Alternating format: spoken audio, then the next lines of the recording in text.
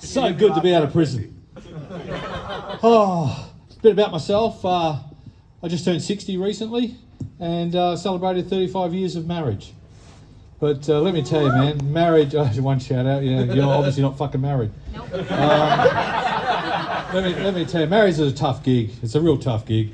I was watching TV the other night and I heard the missus yell out, "Hey, what would you like for dinner tonight, my darling? Chicken, fish or lamb?" I said, "I like the chicken, thanks, Dale." She said, "You're getting salad, you fat bastard." I was talking to the fucking cat.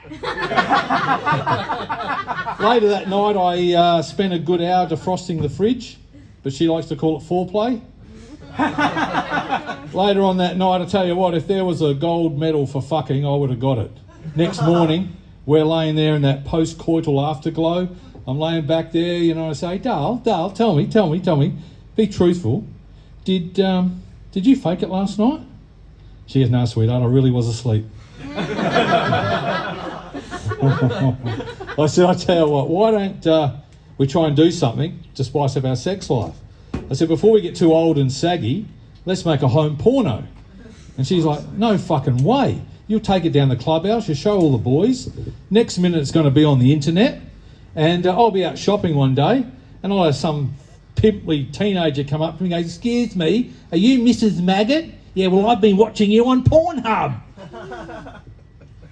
And so, no way. And I said to her, "Well, yeah, come on. Otherwise, we're going to leave it too late and it's just going to be horrible." She said, I tell you what.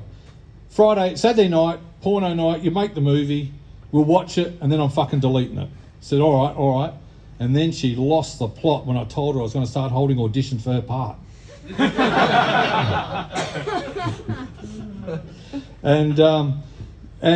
So I said to her, "You know, why don't you try and do something that could be a little bit funny for me?" So she goes, "All right." So next night she comes out of the bathroom in a slinky little night outfit and says, "Guess what I've just done?" I said, "What's that?" She said, "I've shaved the old..." I said, "Oh yeah, give us a bit of a look."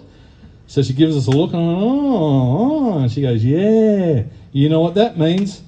I said, "Yep, I sure do. It means I've got to call the plumber in the morning to come and unblock the drains." But I can tell you, that led to a pretty big fight. And we had this massive fight and it's carrying on and she's going losing her fucking mind. And she turns around and says to me, "You know what? I think you need a penis enlargement." I said, "Oh, you fucking bitch." So you know what I did? I went out and got one. She's a 20-year-old pole dancer called Tiffany. Let me tell you, young Tiffy gives Uncle Maggot quite a stiffy. I was around her house the other night and she was giving me the most amazing gobby. The next minute, absolutely out of nowhere, she slaps a wet willy straight up the rusty bullet hole. I'm like, hey! That's not part of the fucking deal. Before I could do anything, she's bounced off my prostate. I've erupted like Mount Krakatoa. I blew so hard, I covered her in so much jizz, she looked like she'd been hit by Mr. Whippy Van. 2 hours later, I went home. I still had a bone in it, but my Rottweiler couldn't chew through. Walked in the bedroom, the cat was sitting on the bed. So I grabbed my cock, smacked the fucking cat into the wardrobe and said, "There you go, you furry fuck. That's for getting my chicken the other night." Anyway, that's my bit.